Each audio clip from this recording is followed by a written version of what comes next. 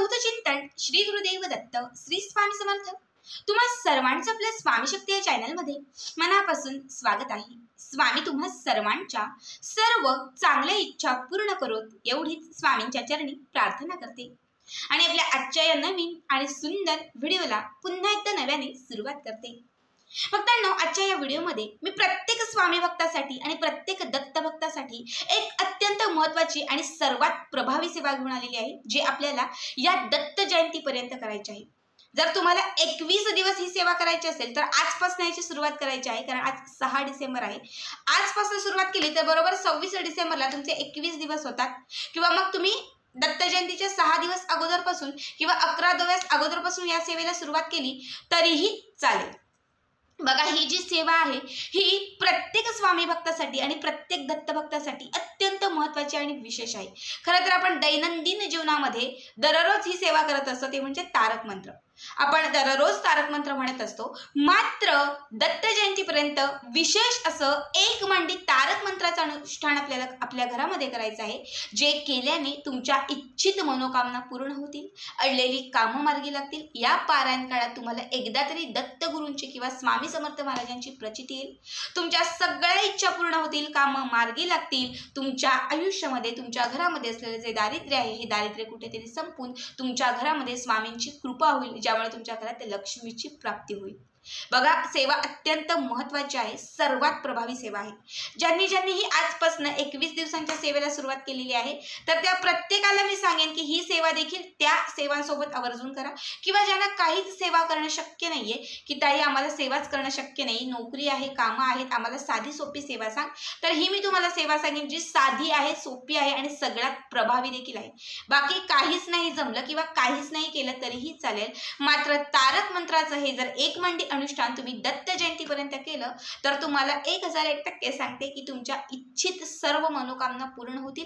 स्वामी महाराज तुमच्या सगळ्या इच्छा पूर्ण करतील, साक्षात महाराजांचा आशीर्वाद तुम्हाला प्राप्त होईल आणि महाराज तुम्हाला तुमच्या प्रत्येक कामात प्रत्येक गोष्टीत स्वतः मार्ग दाखवतील।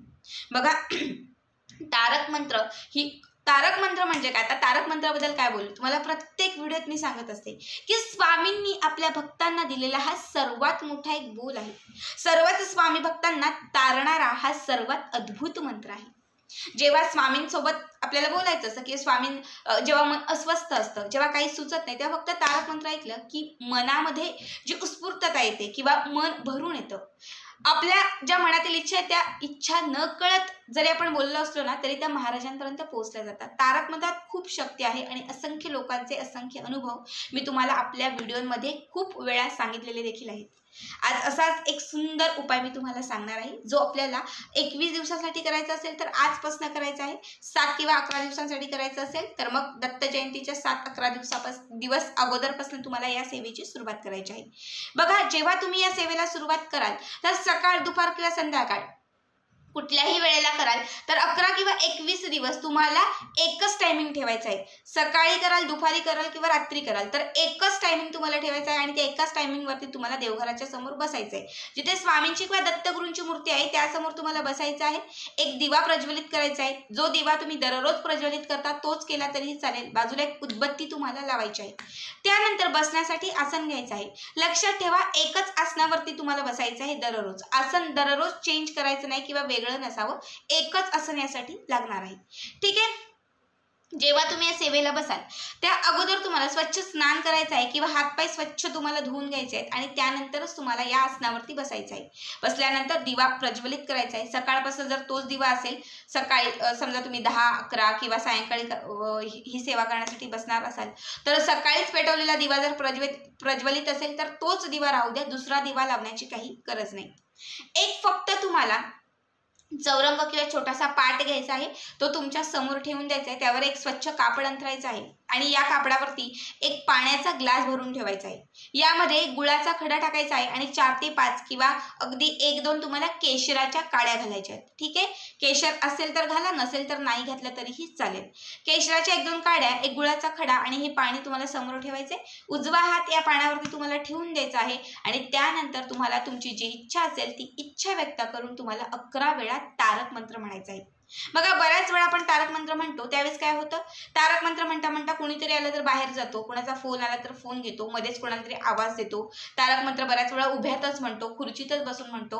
पण हे एक मांडी तारक अनुष्ठान म्हणजे काय, तर तुम्हाला जेव्हा तुम्ही बसाल हे अनुष्ठानासाठी, तर तुम्हाला एक मांडी म्हणजे एकच मांडी नाही, तर अशा पद्धतीने जशी नॉर्मल आपण मांडी घालतो तीच मांडी घालून बसायचं आहे.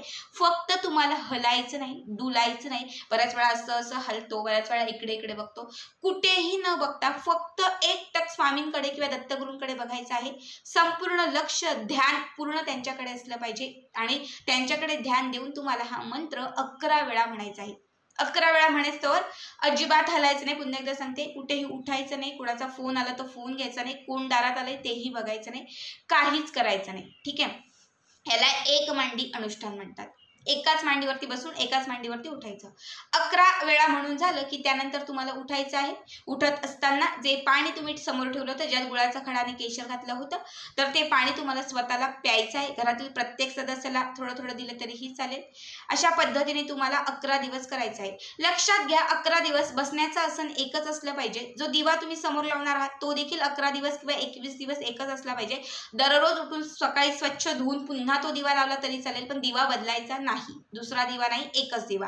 आणि त्याचबरोबर तुम्ही जे कपडे परिधान कराल, वस्त्र परिधान कराल, तर ते देखील तुम्हाला 21 किंवा 11 दिवस एकच कपडे परिधान करून तुम्हाला हे अनुष्ठान करायचं आहे. आता समजा मी या रंगाची साडी घातली, बघा आता समजा मी ही सेवा सकाळी 11 किंवा 10 वाजता करणार आहे किंवा सायंकाळी मी 5 किंवा 6 वाजता करणार आहे, तर तुम्ही दिवसभरात वेगळे कपडे घातले तरी चालतील. सकाळी वेगळे घाला, रात्री वेगळे घाला, चालेल. पण ती सेवा करत असताना अर्धा ते 1 तास तुम्हाला हा एकच कपडा परिधान करायचा आहे. सेवा झाल्यानंतर ही साडी काढून ठेवायची. दुसऱ्या दिवशी पुन्हा त्या टायमाला जेव्हा सेवा करायला बसाल, स्वच्छ हातपाय किंवा आंघोळ करायची आहे, त्यानंतर हीच साडी परिधान करायची आहे आणि तुम्हाला ही सेवा करताना बसायचं आहे. एकच वस्त्र, एकच वस्त्र, एकच दिवा आणि एकच अनुष्ठान. त्याचबरोबर जे बसण्यासाठी आसन घ्याल ते देखील एकच आसन. याला एक मांडी पारायण किंवा एक मांडी अनुष्ठान असं म्हणतात. ठीक आहे, या सर्व ज्या गोष्टी आहेत त्या गोष्टी मला वाटतं तुम्हाला समजल्या असतील. ज्यांना समजल्या नसेल त्यांनी नक्कीच कमेंटमध्ये विचारा. ही एक सेवा तुमच्या आयुष्याचं सोनं करेल. मी खात्रीने सांगते की या पारायण काळात नक्कीच महाराजांची तुम्हाला अनुभूती येईल.